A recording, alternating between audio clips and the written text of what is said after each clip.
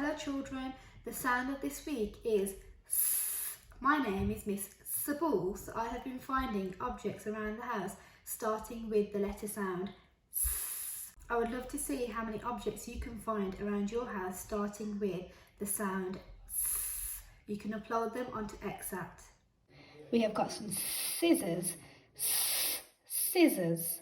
We have a spoon, spoon. Here we have got something else that starts with the sound S, soap, soap. We have got something else that starts with the sound S, a socket, socket. We have got a sofa, sofa. We have got some slippers, slippers.